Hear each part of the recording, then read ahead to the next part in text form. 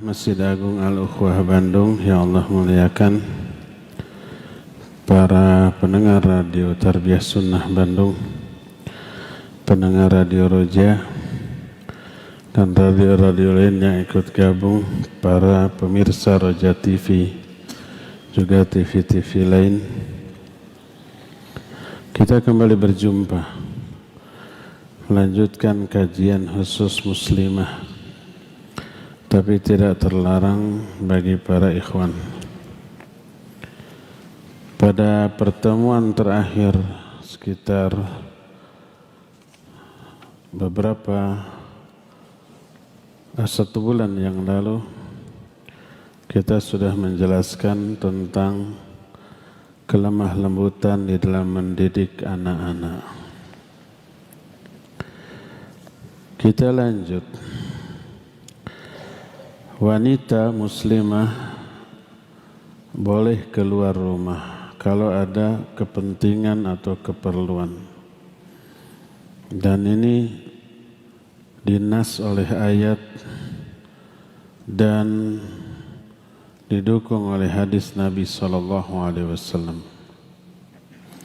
Sebuah hadis yang diriwayatkan oleh Imam Bukhari dari Aisyah radhiyallahu anha. Kharajat Saudah bintu Zam'ah laylan fara'aha Umar fa'arafaha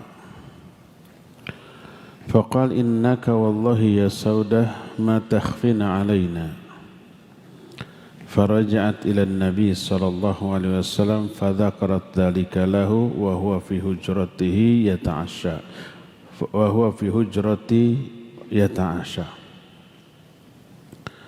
Fa'anzalallahu alaihi farafa'a anhu wa huwa yaqul qad adhina Allahu lakunna an takhrujna lihawa'ijikun. Kata Aisyah, suatu saat Saudah binti Zam'ah keluar dari rumahnya pada malam hari. Saudah ini salah satu di antara istri Nabi SAW. Dilihatlah oleh Umar, walaupun Saudah memakai pakaian jilbab yang menutupi seluruh wajahnya, seluruh tubuhnya, Umar mengenali dari postur tubuhnya. Kata Umar, demi Allah, engkau adalah Saudah, tidak samar lagi bagi kami. Teguran Umar ini mencerminkan seolah-olah mempertanyakan kenapa seorang istri Nabi keluar rumah.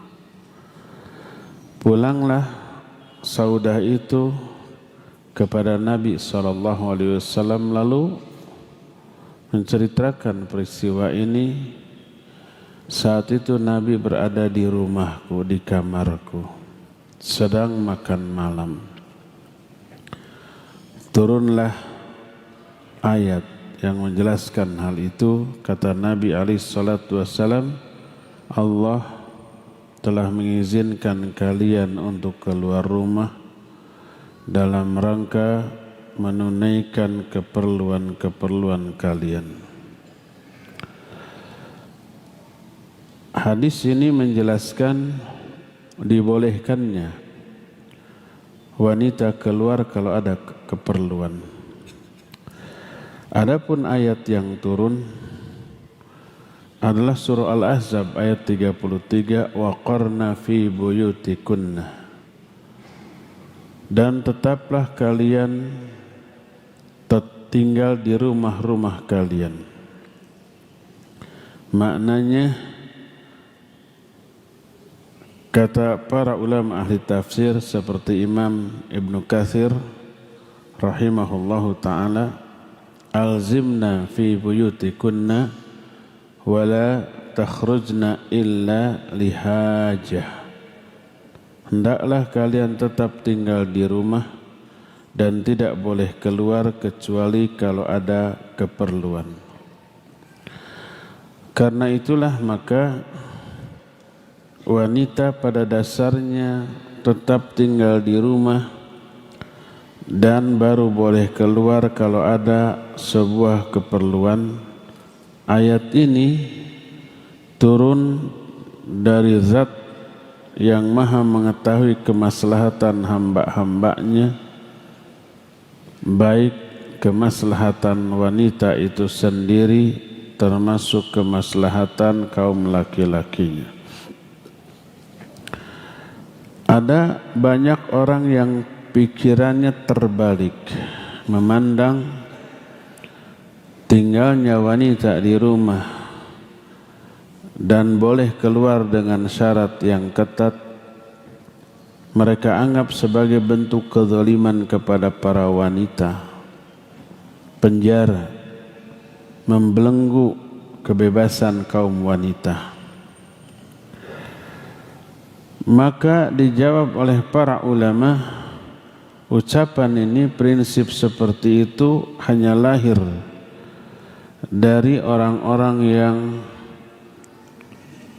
hiqd atau hasad kepada agama Islam, dan hanya lahir dari pola fikir yang sangat dangkal. Adapun tetapnya wanita di rumah justru untuk menopang tugas pokok kaum laki-laki di luar rumah. Para wanita itu mengurus urusan-urusan rumah tangga, menunaikan hak-hak suaminya, mendidik, mengarahkan anak-anaknya, berdandan untuk kesenangan suaminya, dan semua pekerjaannya itu menyita seluruh waktu, tenaga, pikiran, bahkan perasaannya. Kaum wanita pasti merasakan, dari mulai bangun tidur sampai malam tidur kembali, nyaris waktu itu tidak cukup untuk mengurus urusan rumah tangganya.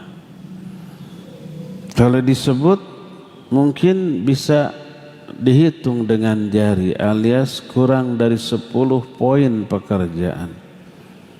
Nyapu plus ngepelnya, masak, nyuci piring, nyuci baju, beres-beres, memandikan anak, mendidik anak, apalagi hanya 7-8 poin. Tapi kalau dikerjakan seharian belum tentu tuntas.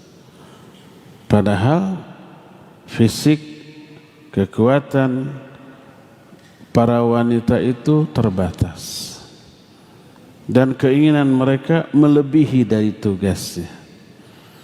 Sehingga apabila mereka tetap tinggal di dalam rumah untuk menunaikan seluruh tugasnya, maka itu akan menopang kinerja suaminya di dalam rumah, di luar rumah. Ketika suami bekerja mencari nafkah, dia amanahkan seluruh yang dia miliki di rumahnya ke istrinya.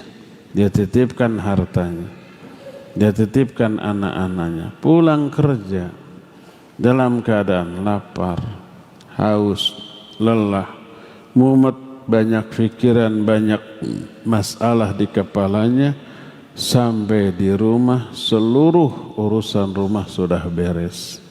Anak-anak sudah seger mandi, rumah sudah tertata rapih dan wangi, makanan sudah tersedia.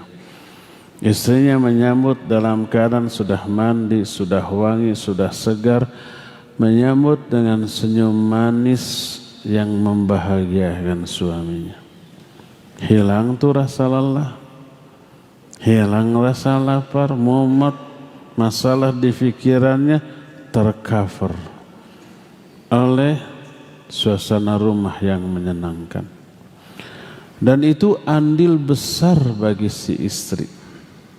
Karena itulah tetap tinggalnya di rumah bagi istri, mengerjakan seluruh yang harus dia kerjakan di rumah, pahalanya itu sebanding dengan jihad fisabilillah kaum laki-laki. Asma binti Yazid radhiyallahu anha, seorang wanita yang pertentang, jago bicara, wanteran kata orang Sunda.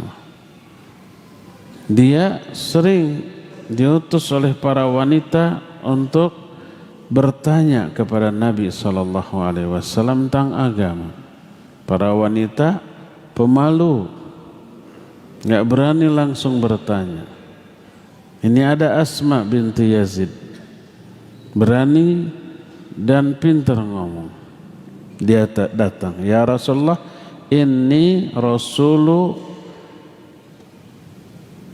mawwarai minan nisa. Yaqulna biqauli, ya Rasulullah, aku utusan para wanita yang ada di belakangku. Aku berbicara atas nama mereka. Innallaha ba'athaka ila rijali wan nisa fa amanna bik wa taba'nak.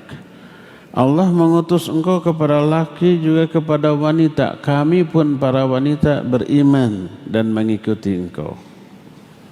Wa innar rijala fuddilu bi salatil jumu'ah wa syuhudil janazah wal jihad fi sabilillah. Tapi para laki-laki diberi keutamaan yang tidak diwajibkan kepada laki-laki, kepada wanita, yaitu salat Jumat, mengurus jenazah sampai ke pemakaman, dan jihad fi sabilillah. Wa idza jahadu fi sabilillah rabbaina amwalahum wa auladahum. Ketika kaum laki-laki pergi jihad ke medan perang, kami itu yang ngurus harta mereka dan anak-anak mereka. Kalau nggak ada perang, nggak ada jihad, kaum laki-laki keluar untuk mencari nafkah, itu juga jihad. Ibnu Mas'ud menyatakan thalabul halali jihadun. Mencari rezeki yang halal itu jihad. Ketika laki-laki keluar rumah, siapa yang ngurus rumahnya? Anak-anaknya, istrinya. Punya peran besar. Tentramlah kaum laki-laki ketika di luar rumah. Lalu kata Asma inti, afanusyarikuhum fil ajri ya Rasulullah, apakah kami memperoleh pahala yang sama dengan kaum laki-laki ketika jihad di jalan Allah? Karena wanita memiliki punya peran dalam jihadnya kaum laki-laki. Apa perannya? Di rumah, mengurus harta dan anak-anaknya. Kata Nabi SAW, beliau berkata kepada para sahabatnya, hal sami'tum maqalata imra'atin tas'alu an amri diniha ahsan min hadha? Pernah enggak kalian mendengar pertanyaan seorang wanita yang bertanya tentang agamanya yang lebih baik daripada pertanyaan wanita ini? Dijawab, tidak ya Rasulullah. Lalu kata Nabi SAW, insarifi ya Asma wakhbiri mawara'aki minan nisa. Pulang engkau hai Asma, sampaikan kepada wanita-wanita di belakangmu, anna husna taba'uli ihdakunna li zawjiha, bahwa bagusnya sikap kalian kepada suami-suaminya dan ikhtiar usaha kalian untuk selalu mencari keridhaan dan menyenangkan suami-suaminya. Ta'dilu kullama dzakarti, itu pahalanya sebanding dengan pahala amalan laki-laki yang kamu sebutkan tadi. Apa yang membuat suami senang, ridho terhadap istri? Tentu saja mengurus rumah tangga dan anak-anaknya secara baik, secara benar. Itulah medan jihadnya kaum perempuan. Dan untuk itu diperintahkan kaum wanita itu untuk tinggal di rumah, karena itu menyita seluruh waktu dalam kesehariannya. Untuk itu tugas pokoknya, lapangan jihadnya itu. Dan pahalanya sebanding dengan jihadnya kaum laki-laki di medan perang. Inilah yang tidak difikirkan oleh orang-orang yang nyinyir kepada ajaran Islam tadi. Adapun kalau wanita itu ada keperluan yang mengharuskan dia keluar dari rumah, maka dibolehkan dengan beberapa catatan. Catatan yang pertama, ingat, keperluannya keluar itu bukan untuk senang-senang, tapi untuk menunaikan satu keperluan yang memang perlu, plus tetap menjaga muruah, marwah, kehormatan diri dan suaminya. Pertama, ketika keluar, perhatikan poin-poin berikut ini. Pertama, menutup aurat. Plus sekaligus yang kedua, ghaddul basar, menundukkan pandangan agar tidak memfitnah laki-laki dan tidak terfitnah oleh laki-laki. Ada wanita yang terfitnah oleh laki-laki banyak. Quran menjelaskan kisah para wanita yang terfitnah oleh laki-laki. Kisah Nabi siapa? Nabi Yusuf, sampai dipaksa Nabi Yusuf. Karena itulah maka wajib wanita juga menjaga pandangannya selain laki-laki terhadap wanita. Maka Allah berfirman dalam surah Al-Ahzab 59, ya ayuhan nabi qul li azwajika wa banatika wa nisa'il mu'minin yudanina alaihinna min jalabibihin dzalika adna yu'rafna fala yu'dzain wa kana Allahu ghafurur rahimah. Hai Nabi, katakan kepada istri-istrimu, putri-putrimu dan wanita-wanita muslimat, hendaklah mereka mengelurkan jilbab-jilbab mereka. Yang demikian itu agar mereka itu mudah dikenal, bukan dikenal pribadinya. Justru dengan dicadar jadi tidak dikenal ini teh siapa, tapi dikenal kehormatannya bahwa ini wanita mukminah. Fala yu'dzain, lalu tidak diganggu.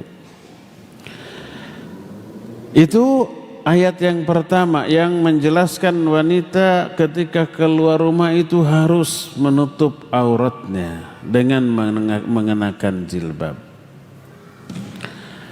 Kedua, dalam surah An-Nur ayat 60 Allah ada mengecualikan. Allah menyatakan wal qawaidu minan nisa'il lati la yarjuna nikahan falaysa 'alaihinna junahun ay yadhna thiyabahun ghairu mutabarrijatin bizinah wa ay yasta'fifna khairul lahun wallahu sami'un alim. Dan wanita-wanita yang sudah tua, makna sudah tua tidak haid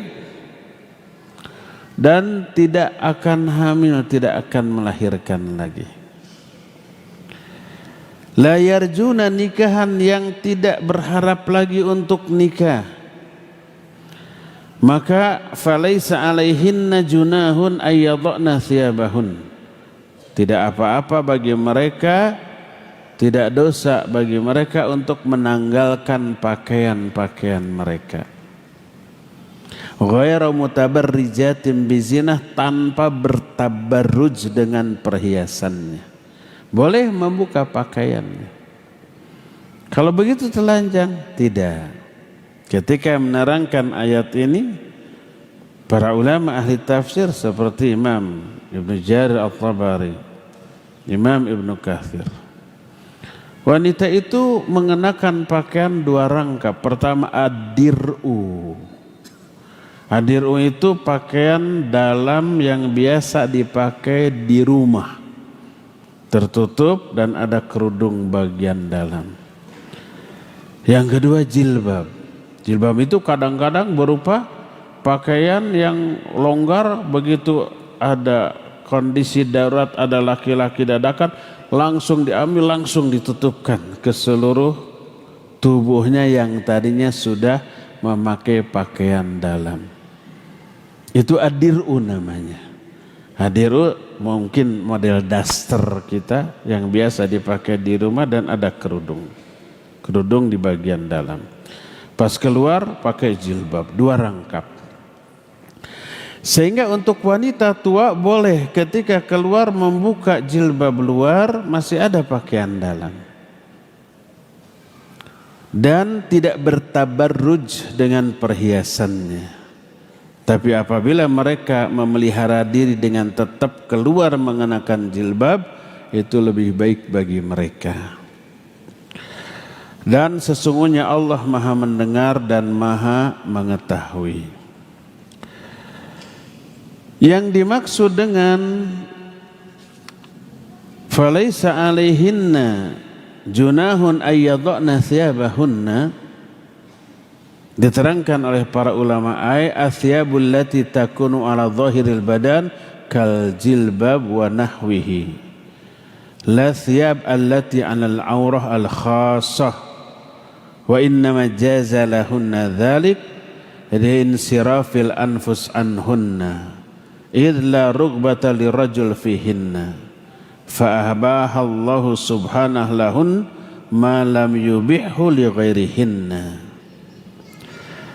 Yang dimaksud mereka tidak berdosa menanggalkan pakaian-pakaian mereka, maksudnya pakaian yang menutupi seluruh badan seperti hijab, jilbab, bukan pakaian dalam yang menutupi aurat. Auratnya tetap tertutup. Dan ini dibolehkan karena tidak adanya minat laki-laki kepada dia karena kondisi fisiknya, sudah tua, sudah keriput, dan tidak ada minat dari wanita itu kepada kaum laki-laki karena ketuaannya. Syahwatnya sudah hilang atau mengecil. Boleh, Allah membolehkan bagi wanita yang seperti ini keluar tanpa jilbab dengan tetap memakai kerudung bagian dalam dan pakaian di dalam, dan tidak dibolehkan bagi wanita-wanita yang masih muda. Ghaira mutabarrijatin bizinah, tanpa bertabarruj dengan perhiasannya, maknanya ghaira mudhahirat lizinah allati umirna bi ikhfaiha, tanpa menampakkan perhiasan yang wajib disembunyikan. Maka tidak boleh umpamanya memakai perhiasan, gelang, kalung yang terlihat, karena itu disembunyikan. Kalung masih tertutup oleh kerudung dalam dan pakaiannya. Gelang masih tertutup dengan lengan baju. Begitulah, ya. Inilah ayat yang kedua yang menjelaskan ketika wanita keluar rumah maka menutup aurat. Wa min mafhumil ayah yustafad anna allati lasna biqawaid fala yajuzu lahunna wad'u thiyabihin. Dari ayat ini difahami wanita yang belum tua, masih punya daya tarik dan masih memiliki ketertarikan kepada lawan jenis, tidak boleh bagi mereka keluar rumah dengan melepaskan jilbabnya. Jadi jilbab itu pakaian rangkap setelah memakai pakaian dalam. Ayat yang ketiga, Surah An-Nur ayat 31, Allah menyatakan qul lil mu'minati yaghdudna min absarihin wa yahfadna furujahun wa la yubdina zinatahunna illa ma dhahara minha wal yadribna bi khumurihinna ala juyubihin wa la yubdina zinatahunna illa li bu'ulatihinna aw abaihinna aw abai bu'ulatihinna aw abnaihinna aw abnai bu'ulatihinna aw ikhwanihinna aw bani ikhwanihinna aw bani akhawatihinna aw nisaihinna aw ma malakat aymanuhun awit tabi'ina ghairi ulil irbati minar rijal awit tiflil ladzina lam yadharu ala auratin nisa wala yadribna bi arjulihinna liyu'lama ma yukhfina min zinatihin wa tubu ila Allahi jami'an ayyuhal mu'minun la'allakum tuflihun. Katakan kepada wanita-wanita mukminat, hendaklah mereka itu menundukkan pandangan-pandangan mereka. Kaum wanita juga disuruh menundukkan pandangan dan memelihara menjaga faraj-faraj mereka. Dan tidak boleh mereka menampakkan perhiasannya kecuali yang biasa nampak. Yang dibiasa nampak itu ada dua. Pertama, jilbab itu sendiri, pakaian itu sendiri adalah perhiasan. Tapi perhiasan ini yang berupa pakaian tidak mungkin disembunyikan. Disembunyikan dari apa? Gimana caranya? Allah menyatakan, ya bani Adam qad anzalna alaikum libasa yuwari sawatikum warisha. Hai bani Adam, sungguh telah aku turunkan kepada kalian pakaian untuk menutupi aurat dan sebagai perhiasan. Dua fungsi pakaian, menutup aurat juga perhiasan. Dan perhiasan dalam bentuk pakaian berupa jilbab adalah hal yang enggak bisa disembunyikan. Ini boleh. Wala yubdina zinatahunna illa ma dhahara minha. Enggak boleh wanita menampakkan perhiasan kecuali yang memang biasa nampak, yang tidak mungkin bisa disembunyikan. Contohnya adalah pakaian. Ini makna yang pertama dari illa ma dhahara minha. Kedua, aurat yang nampak secara tidak disengaja. Mungkin ada angin bertiup, lalu pakaiannya tersingkap, terlihat auratnya, mungkin betisnya, atau kadang-kadang wajahnya. Kalau di Saudi, di negara-negara Arab yang memakai cadar, kadang-kadang angin bertiup kencang, cadarnya kadang-kadang ada yang lepas. Minimal tersingkap, kelihatan. Itu tidak sengaja. Itu yang dimaksud illa ma dhahara minha. Atau ketika naik kendaraan, naik ke mobil, mengangkat kakinya, tersingkap betisnya. Kalau zaman bahula naik ke kuda, ke unta, ke keledai, tersingkap secara tidak sengaja. Itu tidak dosa. Itu yang dimaksud dengan illa ma dhahara minha. Wal yadribna bi khumurihinna ala juyubihinna, dan hendaklah mereka para wanita itu mengelurkan kerudung ala juyubihinna sampai menutup dadanya. Mengenakan kerudungnya dari atas kepala sampai menutupi dadanya. Otomatis yang terlewati oleh dada, leher, wajah ikut tertutup. Makanya Sa'ad bin Ubaidah ketika ditanya bagaimana mengamalkan ayat ini, beliau melepaskan imamah teh sorbannya, lalu menutupkan sorbannya itu ke atas kepalanya dan menutupi wajahnya dan juga leher dan sampai dadanya, dan menampakkan dua mata untuk melihat. Beginilah tatbik atau aplikasi dari ayat ini. Ayat ini dijadikan dalil oleh para ulama yang mewajibkan cadar sebagai dalil tentang wajibnya cadar. An-Nur ayat 31. Wal yadribna bi khumurihinna ala juyubihinna, itu mengulurkan kain kerudung dari kepala sampai ke dada, sampai menutupi dada. Otomatis lehernya tertutup, bahkan wajahnya juga tertutup. Dan janganlah wanita itu menampakkan perhiasan-perhiasan mereka kecuali kepada beberapa orang.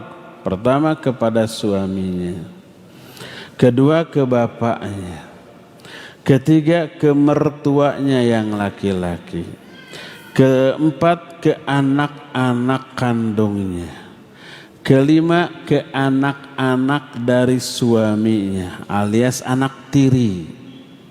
Anak tiri nggak apa-apa melihat wajah dari ibu tirinya. Kemudian yang keenamnya kepada saudara-saudara laki-laki, kakak laki-laki, adik laki-laki. Ketujuhnya atau kepada anak dari saudara laki-laki, keponakan. Dan anak dari saudara perempuan juga keponakan. Dan yang kesembilannya kepada sesama wanita. Boleh kepada sama wanita membuka kerudung. Atau kepada hamba-hamba sahaya yang mereka miliki. Sekarang nggak ada hamba sahaya. Pembantu bukan hamba sahaya. Beda jauh. Kenapa? Kalau hamba sahaya mah milik tuannya, sama seperti barang. Boleh dijual, boleh tidak, boleh disuruh apapun gitu. Tapi kalau pembantu kan nggak bisa dijual dan dibayar, digaji. Kalau dia mau berhenti ya boleh berhenti keluar. Itu bedanya pembantu dengan hamba sahaya. Hamba sahaya boleh melihat aurat tuannya atau kepada laki-laki yang sudah dikebiri, nggak punya syahwat lagi boleh. Atau kepada anak-anak kecil yang belum mengerti soal aurat wanita. Ini 11 pihak yang boleh melihat aurat wanita. Lalu kata Allah setelah itu wala yadribna bi arjulihinna liyu'lama ma yukhfina min zinatihinna. Janganlah wanita-wanita itu menghentak-hentakan kakinya ketika berjalan agar terketahui perhiasan yang tersembunyi di kaki itu. Kadang ada wanita yang memakai perhiasan di kaki, gelang kaki. Bahasa kitanya disebut gengge, bahasa Arabnya disebut khal-khal. Tertutup oleh pakaian. Tidak tahu orang bahwa di sana ada perhiasan. Dia wanita ini ingin orang-orang tahu bahwa ada perhiasan di kakinya, lalu ketika berjalan kakinya dihentak-hentakan, berbunyi cering cering cering, itu haram, tidak boleh. Makanya dari sini para ulama seperti Syekh Al-Utsaimin dalam kitab Risalatul Hijab menyatakan bila memberitahukan bahwa di kakinya ada perhiasan dalam bentuk dihentak-hentakan sudah haram, sudah terlarang, apalagi memperlihatkan tempat perhiasan itu. Ini menunjukkan bahwa kaki wanita adalah aurat yang wajib disembunyikan, yang tidak boleh diperlihatkan. Nah, di akhir ayat ini Allah menyatakan wa tubu ilallahi jami'an ayyuhal mu'minun la'allakum tuflihun. Bertobatlah kalian semua kepada Allah wahai orang-orang mukmin agar kalian berbahagia. Inilah ayat yang ketiga yang menjelaskan tentang wajibnya wanita ketika keluar menutup aurat. Ada dua adab yang terkandung di dalam ayat-ayat tadi. Pertama, ketika keluar menutup aurat. Yang kedua adalah menundukkan pandangannya. Berdasarkan hal itu, ketika wanita keluar rumah, terus mereka tidak memperhatikan adab ini, membuka aurat atau bertabarruj, atau tidak menundukkan pandangan, maka dipastikan dia terjerumus ke dalam banyak keburukan. Terlebih wanita yang keluar dari rumah tersebut diincar oleh setan. Untuk apa? Dihiasi agar nampak indah dalam pandangan laki-laki yang melihatnya. Sebagaimana sebuah hadis yang diriwayatkan oleh Imam At-Tirmidzi. Hadis ini diterima dari Abdullah radhiyallahu an, berkata Nabi SAW, al-mar'atu aurah fa idza kharajat istasrafaha syaitan. Wanita itu aurat, maka ketika dia keluar setan menghiasinya. Pertama, maknanya setan mendorong wanita itu untuk berhias sebelum keluar agar dia tambah menarik dalam pandangan laki-laki.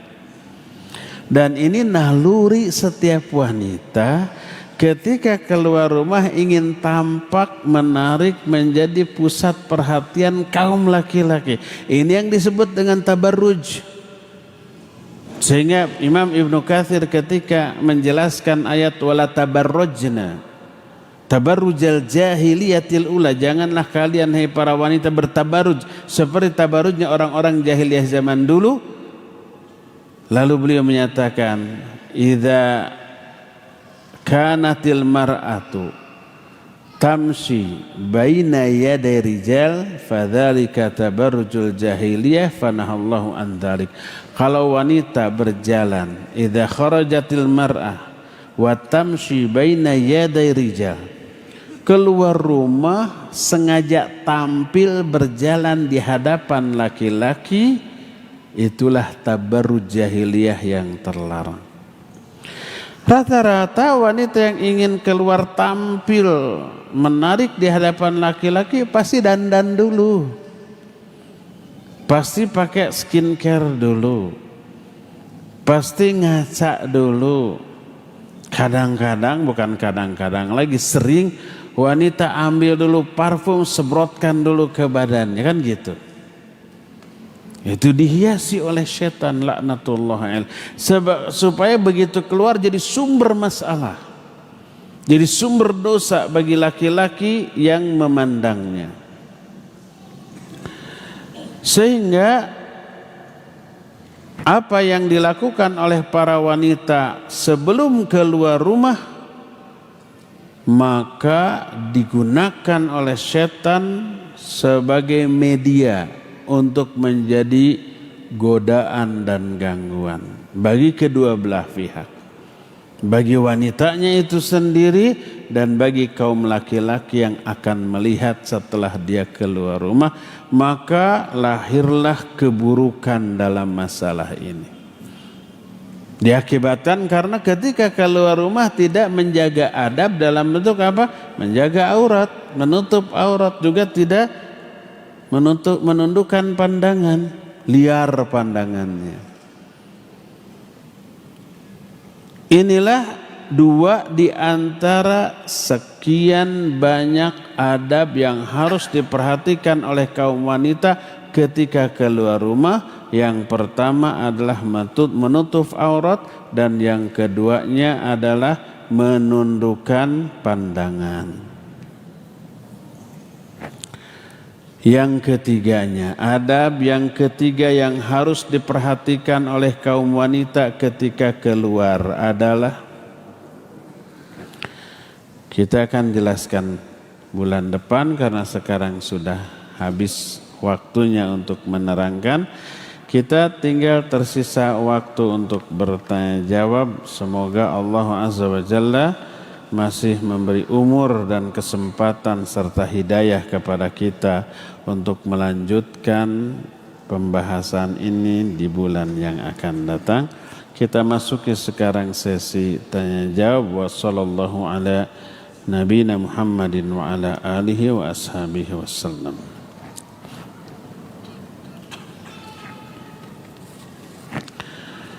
Pertanyaan pertama dari Ahwat nih.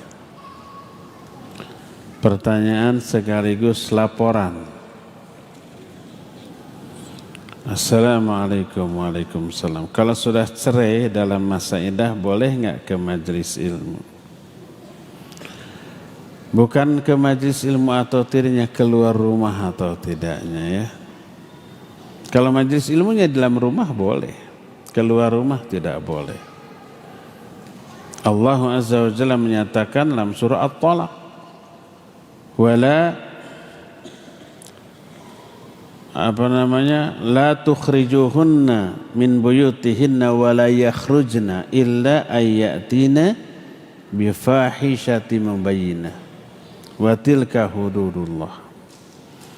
Jangan kalian suruh keluar istri-istri yang sudah kalian talak, dan janganlah mereka itu dibiarkan keluar rumah. Disebut wala yakhrujna min buyutihinna. Jangan sampai wanita itu keluar dari rumah-rumahnya. Kata Syekh Al-Utsaimin rahimahullah, disebut min buyutihinna, bukan min buyutikum. Jangan keluar dari rumah-rumahnya, bukan rumah-rumah kalian sebagai suaminya, bukan. Padahal itu rumah suaminya. Tapi rumah itu masih dinisbatkan kepada istri yang sudah ditalak, seolah-olah itu masih menjadi rumah hak dia. Karena istri yang sudah dicerai, hakikatnya dia masih istri dari suami yang menceraikannya sampai masa iddah selesai. Maka selama masa iddah, wanita yang sudah ditalak itu tetap tinggal di rumah suami. Tidak boleh diusir, tidak boleh keluar, kecuali kalau dia sudah nyata-nyata melakukan perbuatan keji yang nyata, baru boleh diusir dari rumahnya. Kalau tidak, tetap berada di dalam rumah dari suaminya sampai masa iddah selesai. Kalau masa iddah selesai tidak rujuk, keluar dari rumah suaminya. Kalau mau kembali, kalau talaknya baru satu, boleh kembali, tapi dengan akad nikah yang baru. Tapi kalau selama masa iddah ternyata rujuk kembali, sudah nggak perlu akad. Kembali saja sebagai suami istri, berarti sudah satu talak, satu rujuk. Dihitung tuh, ya. Karena itu selama masa iddah tetaplah wanita di dalam rumahnya. Wallahu a'lam. Bagaimana medan jihad bagi seorang istri yang belum memiliki anak? Sama, selain mengurus anak aja, ngepel, nyuci baju, nyupir, nyuci piring maksudnya, beres-beres gitu saja. Kalau sudah beres semua, nggak ada anak, suami kerja, bisa murojaah, mau nambah hafalan, baca Quran, baca buku, dengar kajian. Boleh keluar, boleh dengan izin suami tadi, ya. Apalagi sekarang mudah, bisa telepon, bisa WA, bisa SMS, bisa dengan media sosial.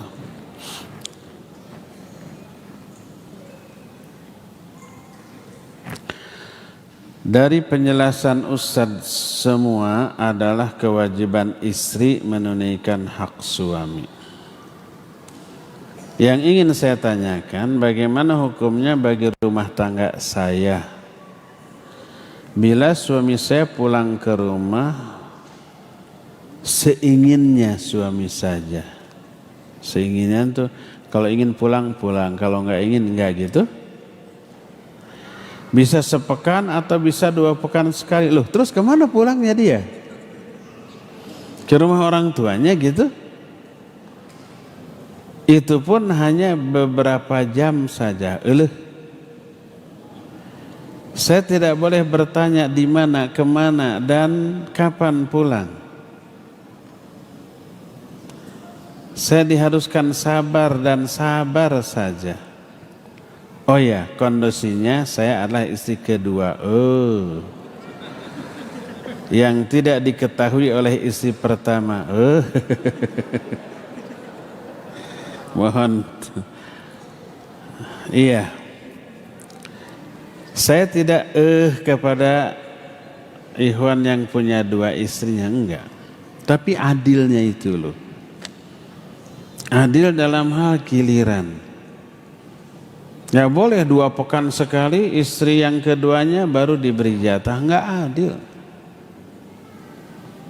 Allah menyatakan di dalam Al-Quran, fa in khiftum alla ta'dilu fawahidah. Kalau nggak bisa adil cukup 1 saja. Ngapain 2 kalau nggak bisa adil? Ada konsekuensinya. Di akhirat nanti miring jalannya loh.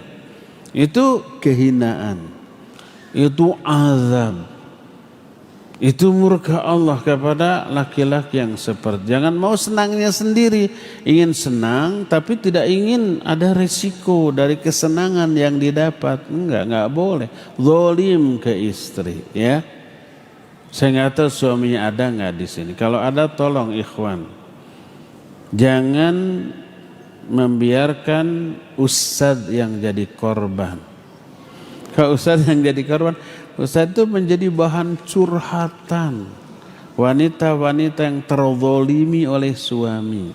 Ada KDRT, ada ketidakadilan seperti ini, ya. Ada wanita yang nangis ke saya begini. Saya bilang, kenapa ukhti tidak curhat seperti ini ke suami? Kalau saya nggak bisa apa-apa. Nggak berani, Ustaz suka ngambek gitu. Kalau Ustaz kan nggak akan ngambek. Ya, tapi kesel. Kesel ke suaminya gitu ya. Jadi ikhwan, kalau mau ta'adud, saya tidak menolak atau tidak menyalahkan. Silakan. Tapi tempuh prosedurnya. Tunaikan hak dari kedua istri secara adil. Secara syar'i kalau sirri gitu sah, tidak punya surat nikah untuk istri yang kedua sah. Tapi zalim. Kenapa zalim? Sebab nanti kalau tidak punya surat nikah, maka istri kedua ini terzolimi hak-haknya kalau ada beberapa kasus. Kalau suaminya mati, dia nggak dapat warisan. Harusnya dapat. Tapi istri pertamanya nggak rela. Mana buktinya kamu istri dari suami saya? Nggak ada bukti, nggak dapat. Belum kalau punya anak. Anak harus punya akte. Akte lahir itu wajib ada apa? Ada surat nikah. Nggak ada surat nikah, nggak dapat akte. Nggak ada akte, gimana dia sekolah? Dan seterusnya ya. Jadi tunaikan hak-hak keduanya. Tapi kan harus sidang, ya tempuh. Sidang dulu ke pengadilan ya. Jadi kalau hak salah satu istri tidak tertunaikan, itu zalim dan itu dosa, nanti di akhiratnya berjalan secara miring ya. Awatnya aja kok mau digini-giniin. Pastikan dulu saya siap jadi istri kedua, ketiga, keempat juga. Tapi jelaskan dulu hak saya apa. Mampu enggak antum ini menunaikan hak saya sebagai istri? Kalau istri suaminya bilang, ya saya kasih giliran sebulan 2 hari. Oh nggak bisa gitu ya. Harus tegas seperti itu.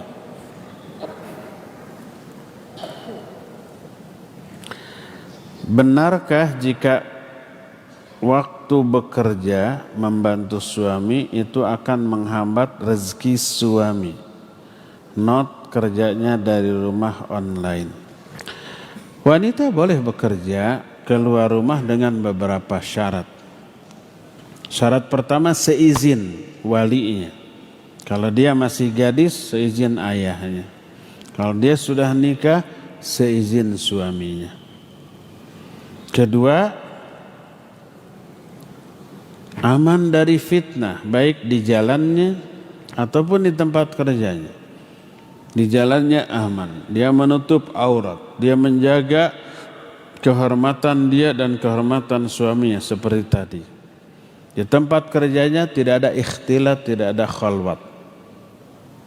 Terus keempatnya, pekerjaannya adalah pekerjaan yang layak bagi seorang perempuan. Mungkin menjahit, administrasi ringan, atau masak. Jangan sampai jadi tukang tembok, jadi tukang pasang kabel listrik naik ke atas. Jadi yang layak. Selama syarat-syarat itu terpenuhi, boleh. Dan yang terakhir, tidak mengabaikan hak suami dan anaknya. Hak suaminya tetap terpenuhi, hak anak-anaknya juga tidak terabaikan, maka dibolehkan, ya. Apalagi kalau kerjanya di dalam rumah, umpama bikin makanan terus dikirim ke warung-warung, tidak mengabaikan tugas pokok dia sebagai istri ke suami, sebagai ibu bagi anak-anaknya, maka ya dibolehkan.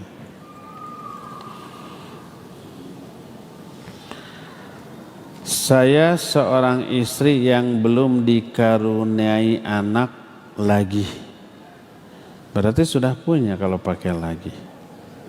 Anak pertama meninggal sesaat dilahirkan. Jika suami mengizinkan, apakah diperbolehkan beraktivitas di luar seperti kuliah lagi, ngajar, olahraga dan lain-lain? Karena saat ini saya belum ada kewajiban mendidik anak di rumah. Sama ya dengan yang tadi. Apa boleh wanita melakukan umroh atau haji tanpa mahram dengan kondisi hanya punya bisa untuk satu orang? Mahramnya tidak ada biaya dan kita tidak tahu kapan akan datang kesempatan atau biaya untuk dua orang, atau mahram tidak ada keinginan untuk umroh atau haji. Kalau ini umroh atau haji yang pertama, berarti wajib bagi dia, maka boleh. Ikhtilaf para ulama, tapi saya cenderung membolehkan bagi yang haji yang pertama atau umroh yang pertama, selama aman di jalannya. Adapun yang sunnah kedua, ketiga, maka tidak boleh. Jadi silakan saja kalau ini umroh yang pertama atau haji yang pertama, ya. Apa hukum seorang suami yang tidak pernah sama sekali sholat jamaah di masjid? Sholat di masjid hanya Jumatan, Idul Adha, Idul Fitri. Idul Adha, Idul Fitri nggak di masjid, tapi di mana? Di lapangan. Gimana ya? Kalau tanpa uzur dosa. Sholat di masjid bagi laki-laki hukumnya wajib. Yang tidak ke masjid tanpa uzur dosa, walaupun sholatnya sah. Kalau sholat di rumah, zuhur 2:30 baru sholat, sholatnya sah, dapat pahala dari sholatnya, dapat 1 pahala. Kalau sah dan dapat pahala, kenapa dosa? Sebab ada kewajiban sholat yang terabaikan. Sah itu tidak identik dengan tidak dosa.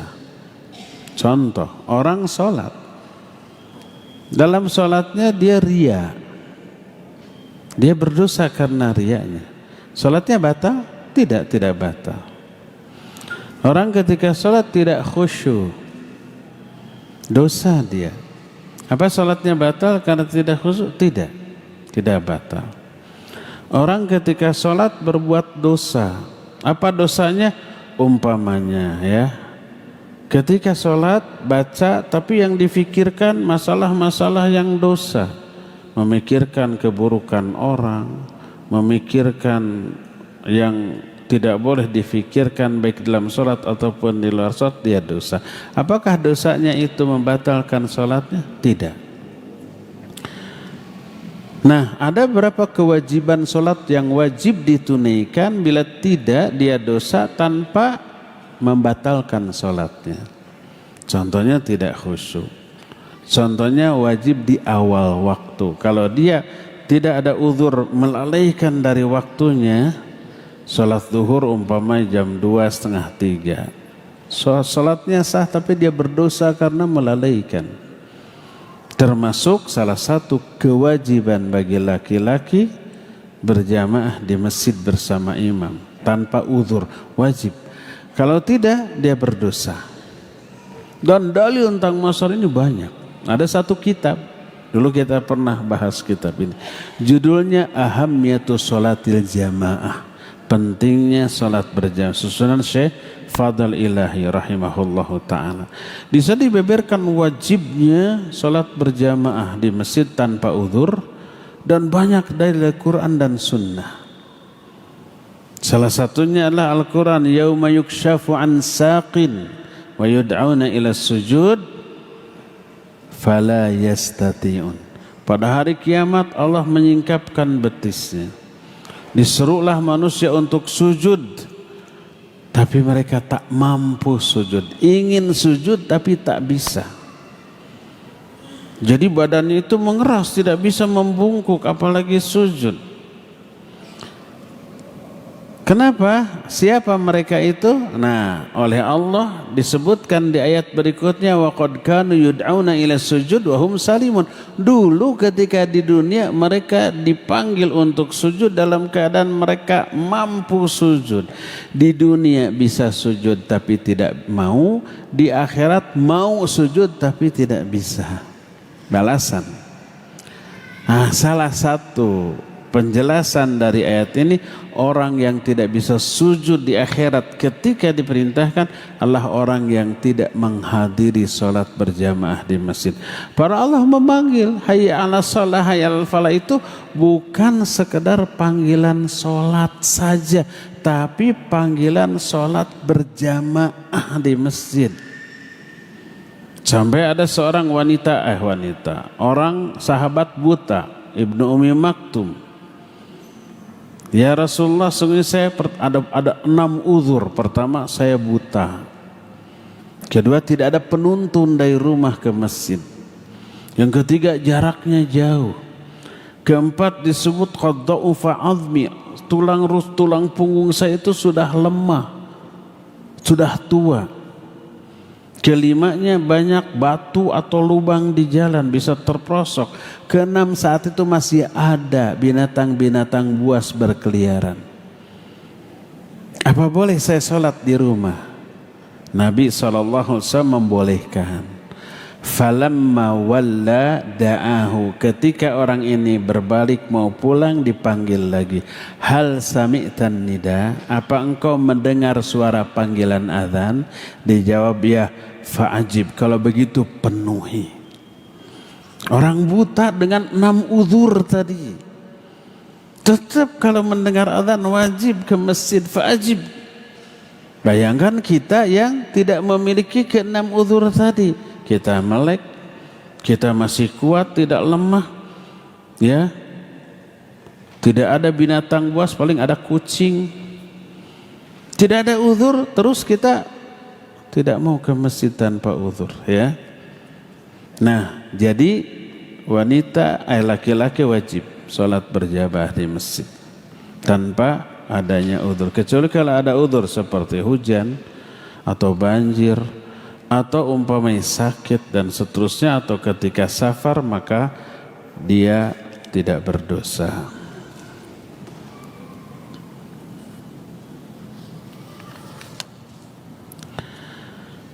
Cara bertobat atas kekeliruan di masa lalu karena kurangnya ilmu dan lingkungan yang mendorong untuk bermajlis khurafat atau kebid'ahan. Cara tobatnya, pertama, berhenti dari kesalahan itu. Kedua, menyesal. Ketiga, bertekad tidak mengulang lagi, tidak akan datang lagi. Keempat, cepat lakukan sebelum nyawa ada di tenggorokan, sebelum sakarat. Kelimanya, cepat lakukan sebelum matahari terbit dari barat. Dan yang terakhir, yang keenamnya, niat ikhlas ketika tobat, bukan karena kepentingan dunia, bukan karena ingin dipuji, karena apresiasi orang, bukan, tapi lillahi ta'ala, ya.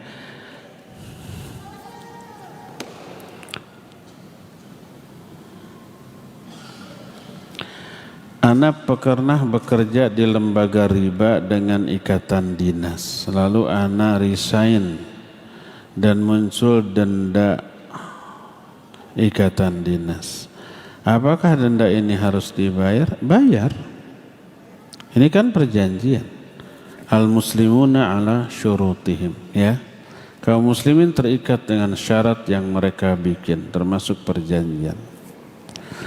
Bagaimana jika ana tidak ada uang untuk membayarnya? Datang, minta solusi bagaimana. Ya, saya ingin bayar tapi nggak ada uang, gitu saja sudah. Pokoknya bikin kesepakatan baru dengan dinas terkait. Terakhir, Ustadz ingin bertanya, kalau sholat isya dan sholat fajar serta sholat subuh paling lambat jam berapa? Menurut pendapat yang lebih kuat, sholat isya berakhir tengah malam. Gak boleh dijama isya dengan tahajud. Biar bisa tahajud, habis maghrib tidur. Jam 2 bangun, lalu isya dulu, lalu tahajud. Udah lewat waktunya, tengah malam. Kalau sholat fajar atau sholat subuh jam berapa paling lambat? Tergantung, sebab waktu sholat berubah-ubah. Tapi yang jelas sebelum matahari terbit. Itulah akhir dari sholat subuh. Tapi jangan diakhirkan, tenang masih 5:30, matahari belum nampak, nanti aja. Nggak boleh, harus dari awal waktu, ya. Begitu azan, sholat sunat qabla dulu, baru sholat subuhnya. Kalau laki-laki lakukan berjamaah di masjid, kalau wanita boleh ke masjid, tapi lebih utama melakukannya di dalam rumah. Adapun jam berapanya, maka berbeda-beda tergantung bulan apa. Antara musim kemarau dan musim hujan beda. Antara musim panas dengan musim dingin beda. Kalau di negeri-negeri Timur Tengah, apalagi di Eropa atau di bagian selatan seperti Australia yang mengalami 4 musim. Musim dingin itu malamnya lebih panjang daripada siangnya. Kalau musim panas sebaliknya, malamnya lebih pendek. Sekarang bulan Agustus, di daerah Timur Tengah ataupun Eropa, pokoknya bagian utara dari dunia ini, sekarang musim panas. Di Arab Saudi sholat subuh itu jam 4:30-an lah. Tapi sholat maghribnya jam 7. Sholat isyanya 8:30. Jadi beres sholat isya 9:30, itu rasanya pendek malamnya itu. Tapi sebaliknya kalau bulan mulai November, Desember, Januari, itu malamnya lebih panjang daripada siangnya, ya. Jadi jamnya itu berbeda-beda tergantung musim. Termasuk di Indonesia jadwal sholat berubah-ubah, ya. Tapi yang jadi patokan bukan jam berapa, tapi lihat matahari sudah terbit apa belum. Kalau sudah terbit, habis waktu untuk sholat subuh, ya. Cukup ya sampai di sini. Insyaallah besok kita jumpa kembali di waktu dan tempat yang sama membahas masalah tauhid. Subhanakallahum bihamdik asyhadu an la ilaha illa anta astaghfiruka wa atubu ilaik. Walhamdulillahirabbil alamin. Wassalamualaikum warahmatullahi wabarakatuh.